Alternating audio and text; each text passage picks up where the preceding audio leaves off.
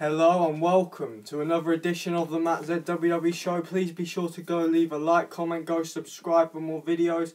This is going to be my review of Raw from the 1st of April 2013, just 6 days out to WrestleMania.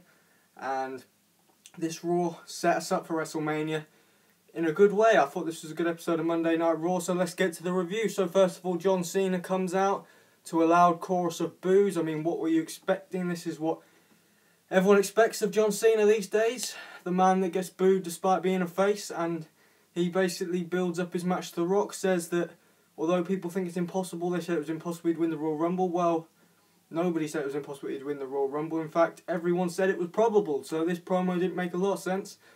And he then goes on to talk about how he defeated CM Punk, which was also impossible.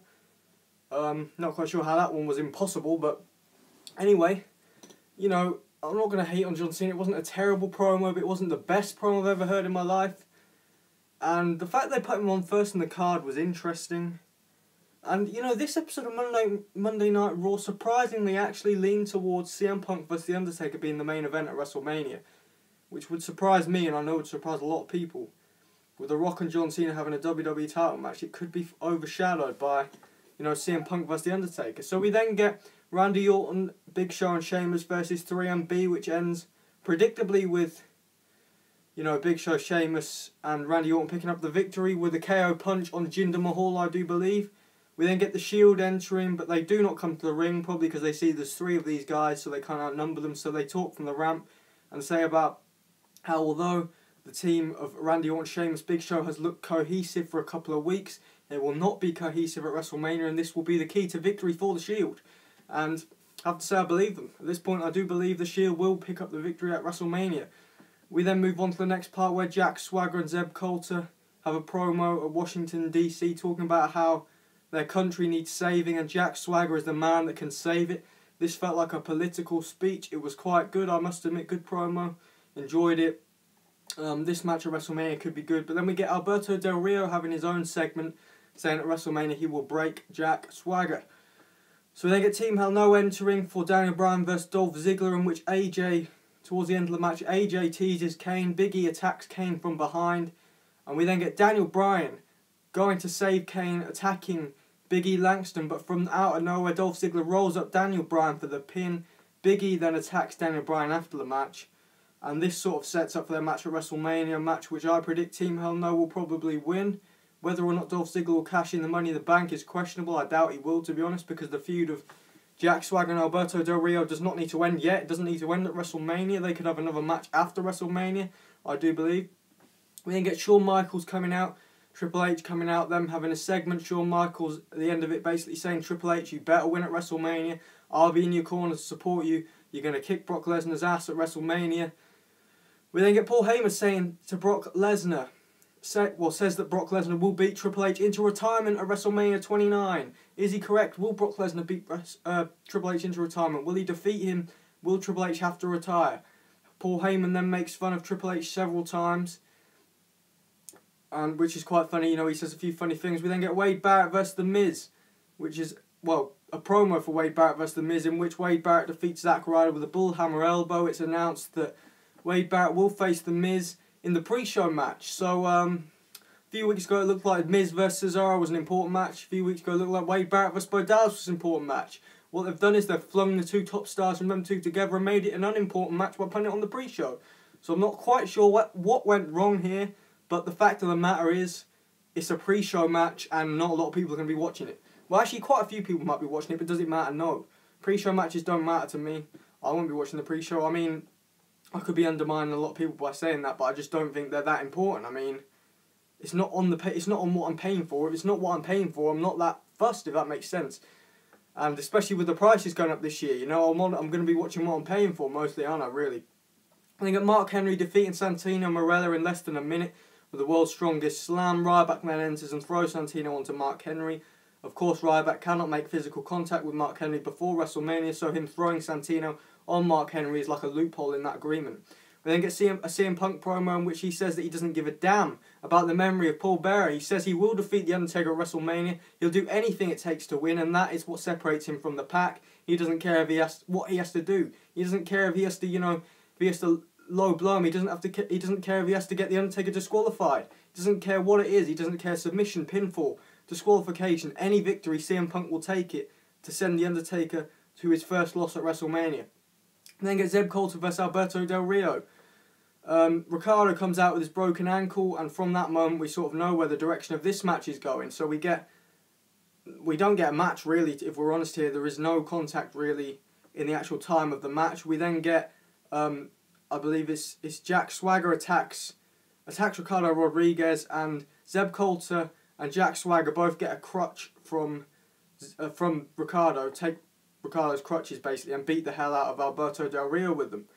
And again, I do expect Alberto Del Rio to win at WrestleMania, so them making Jack Swagger look strong here makes sense, because normally they make the other guy look strong before the actual match so they can have the other guy win, which is meant to be a surprise, but that sort of surprise element faded a few years ago.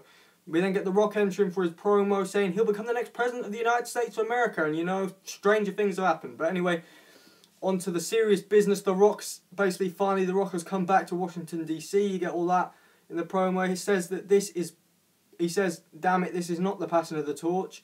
Finally, someone actually saying this is not the passing of the torch. Even if John Cena does win, it is not a passing of the torch. Just to make that clear, because John Cena's been the top dog of the company for about 8 years.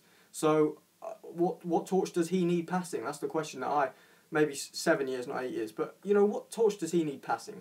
Let's be honest here. John Cena has been the top dog of the company for a very long time. At least in WWE's eyes. He may not be the top dog of the company to many fans, but he's the top dog of the company in the minds of most WWE, you know, officials, creative team, etc., etc. He's the guy, the go-to guy to headline pay-per-views, if you want to put it that way. So we then get The Rock saying John Cena cannot deny the people the win that they want at WrestleMania, which is for The Rock to win. He then says, as always, can you smell what The Rock is cooking? So we then get Chris Jericho versus Antonio Cesaro. Cesaro taps out the walls of Jericho. Fandango attacks Chris Jericho straight after the match.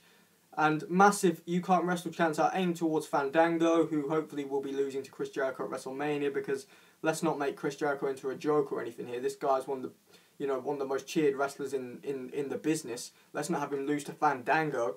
So if that happens, I will be upset, but I doubt it will happen unless something extremely dirty happens. But even so, Chris Jericho has to win this match at WrestleMania for me. And there's a thing, putting guys over, all well and good, but you can't just lose every time you come back. I mean, Chris Jericho's taken enough clean losses over the last couple of years for him to deserve to win this match against Fandango, in my opinion. So we then get the Bella Twins versus the Funkadactyls. The Bellas win with a roll-up. Must admit, I didn't pay an awful lot of attention to this match, but we will be seeing an intergender match at WrestleMania. So I guess I probably should have paid more attention to this match. And, yeah, I'm not exactly looking forward to this WrestleMania match. I'm surprised it's made it onto the card and people like Antonio Cesaro have not made it onto the card.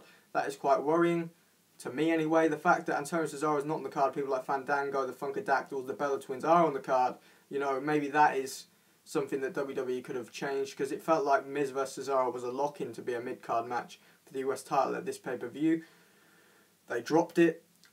So anyway, we get to the main part of the evening. I won't call it the main event because it wasn't actually a match, but the main promo of the evening. The Undertaker enters. We then get The Undertaker saying he will inflict pain on CM Punk at WrestleMania, whether he has to lose the streak, whatever it takes, he will hurt CM Punk. That's basically the gist of this promo. We then get The Undertaker's holy music, you know how it hits, and normally The Undertaker enters in his, you know, that casket thing, but The Undertaker was already in the ring. He looks surprised. Someone dressed as Paul Bearer enters. I mean, this is just about as disrespectful as it gets. I quite enjoyed this promo, but I can see why a lot of people may have hated it. If you like William Moody, aka Paul Bearer, then you are going to be pretty irritated by this promo. But anyway, it is Paul. We find out it's Paul Heyman dressed as Paul Bearer. I actually thought it was CM Punk to start with, but it is Paul Heyman. And we then get Punk, who's dressed with a thing over his head, but there's like 8 guys with a mask over their head.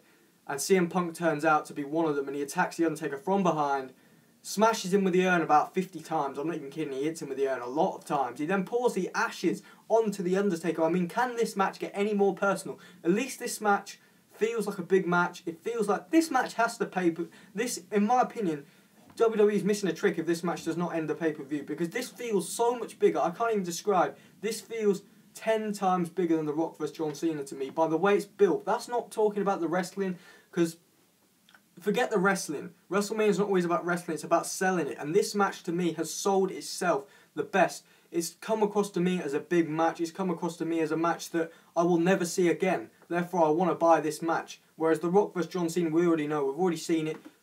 Is it as big as this? In my opinion, no. That's not to say The Rock vs. John Cena is not a big match. Of course it's a big match. But CM Punk vs. The Undertaker is just about as big as it can get at the moment, in my opinion. So let's hope this match main events. In my opinion, it should main event. I don't know what you guys think, but leave a comment below. What did you think of this episode of Monday Night Raw? You know, overall, probably a 7.5 out of 10 for me. For a go-home show, you know, it could have been better, it could have been worse. I do feel mildly excited for WrestleMania now, because a lot of weeks I've felt, you know, kind of let down by Raw, because it hasn't really built to WrestleMania. But at least this episode of Raw completely focused on the build to WrestleMania, and I do feel that at least I may get a bit of my money's worth. You know, whether it's worth $17.95 when it was only $14.95 last year. I mean, $14.95 would have been a fairer price for me, but, you know, so be it. I will be buying this pay-per-view. Thanks for watching, guys. Please leave a comment below on your thoughts. Please leave a like, of course, if you liked the video. And go subscribe for more videos. This has been the Matt Z WWE Show. Thanks for watching. See ya.